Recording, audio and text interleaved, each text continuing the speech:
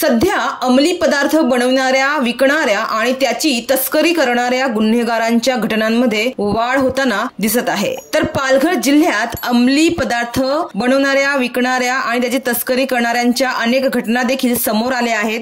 तर आता पुन्हा एकदा अंमली पदार्थ विरोधी मोहिमेअंतर्गत कासा पोलिसांनी चारोटी नाका येथे 25 लाख रुपये किमतीचे एमडी म्हणजेच मेफेड्रोन ड्रग्ज जप्त केला आहे। पालघरचे पोलीस अधीक्षक बाळासाहेब पाटील यांच्या आदेशानुसार पालघर जिल्ह्यामध्ये अंमली पदार्थ विरोधी मोहीम सुरू असून या अंतर्गत सर्वत्र शोध मोहीम राबविण्यात येत आहे। याचाच एक भाग म्हणून कासा पोलीस ठाण्याचे प्रभारी अधिकारी पोलीस निरीक्षक अविनाश मांदले यांच्या मार्गदर्शनाखाली पोलीस पथक हे महामार्गावर गस्त घालत होते। त्यावेळी चारोटी येथील अप्सरा हॉटेलच्या समोरून उड्डाण पुलाजवळ एक संशयित तरुण बॅग घेऊन जात असल्याचं त्यांना दिसून आला।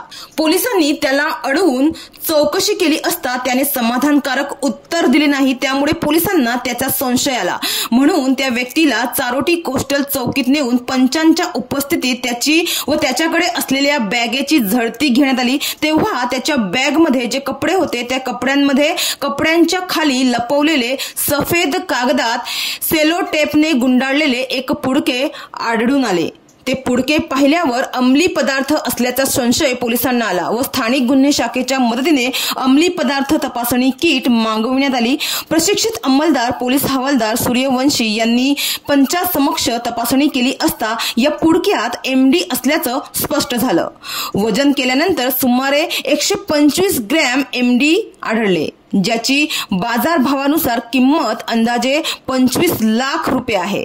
तर पकडलेल्या संशयित आरोपीचे नाव राज बबन शेल असे असून तो 26 वर्षाचा आहे आणि तो मुंबईच्या बांद्रा येथील राहणारा आहे। त्याला ताब्यात घेण्यात आले आहे। प्राथमिक चौकशीत तो अहमदाबादहून मुंबईकडे जात असताना चारोटी येथे वाहन बदलण्यासाठी तो उतरला होता अशी माहिती त्याच्या चौकशीतून मिळाली आहे। या तरुण आरोपी विरुद्ध कासा पोलीस ठाण्यात गुन्हा दाखल करण्यात आला आहे।